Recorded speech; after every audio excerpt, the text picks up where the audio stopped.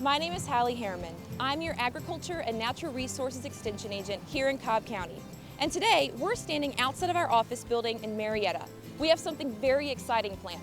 We're going to be removing these 3 trees you see behind me. Now, you might be wondering, Hallie, why are you removing 3 perfectly good trees? Well, there's 2 reasons.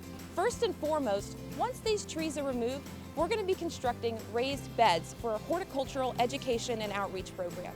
And secondly, these 3 trees are known as Bradford Pears, and they're no longer considered a desirable landscape tree. We actually have Cobb County Parks and Recreation coming out today to help us remove these trees, so a big thank you to them. But before they do so, there are a few things I would like to go over with you. First, I would like to talk about how Bradfords got here.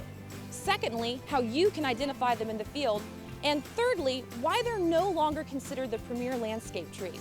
So let's get started. Bradford pear is actually a cultivar of Callery pear, which is a non-native species that was imported to North America from East Asia during the early 1900s. Because of its desirable landscape attributes, the Bradford cultivar was widely planted as a promising new ornamental during the 1950s and 60s. Today, it still showcases rapid growth, dense foliage, and showy white flowers. Bradford pear is also relatively pest and disease resistant when compared to other pear cultivars. They're known for tolerating soil compaction and air pollution, which has made them a shoo-in for urban areas. As such, you can see many Bradford pears in Cobb County as specimen, screen, and street trees. Next, let's switch gears and talk a bit about tree identification. As you can see, Bradfords are naturally pyramidal and can form dense canopies. The buds are elongate, woolly, and gray. They're actually quite soft to the touch when you pull them from the tree. Bradfords are one of the first trees to blossom in the spring. Their flowers are white in color and quite picturesque. However, they also have a very distinct smell, and it's not a great one.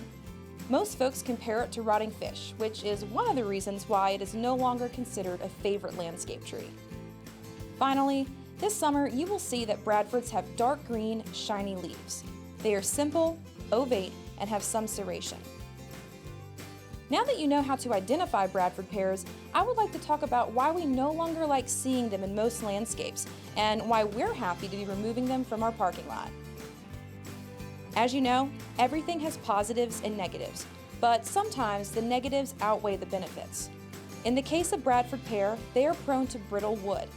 This means limbs break and trunks split easily. They are also known for their invasive qualities. First, let's talk about structural weaknesses. Bradfords have a rapid growth rate, weak wood, and poor branch structure, which becomes quite apparent when they are between 10 and 20 years of age. As you can see in this photo, Bradfords are also prone to multiple stems, which can result in included bark. Included bark occurs when 2 or more stems grow closely together, causing weak, under-supported branch angles. As tree stems and branches increase in size, the tree literally begins to push itself apart. Eventually, large sections of the canopy will collapse under its own weight, or parts of the tree will break off as a result of wind, rain, or ice. The broken branches can potentially fall on someone's house or car. Today, Pyrus calleriana and its cultivars are listed on several invasive plant lists in the southeast. Although the Bradford pear was originally bred as sterile and thornless, it can cross-pollinate with other cultivars of Callery pears. The ripened fruit is then readily eaten and disseminated by birds and other small mammals.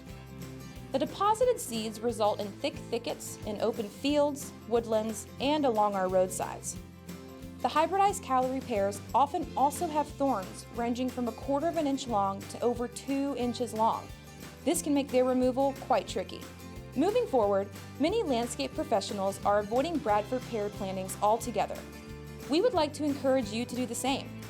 There are several native ornamentals with many of the traits that make Bradford pear appealing. Some of these species include red buckeye, eastern redbud, downy serviceberry, white fringe tree, various magnolias, and various dogwoods. Now, let's switch gears and see what Cobb County Parks and Rec are up to.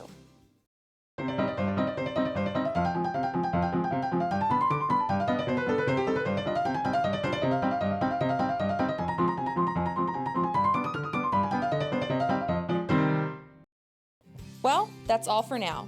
Thanks for listening, and stay tuned for more updates on our raised bed project. And watch as we transform this area from Bradfords to broccoli.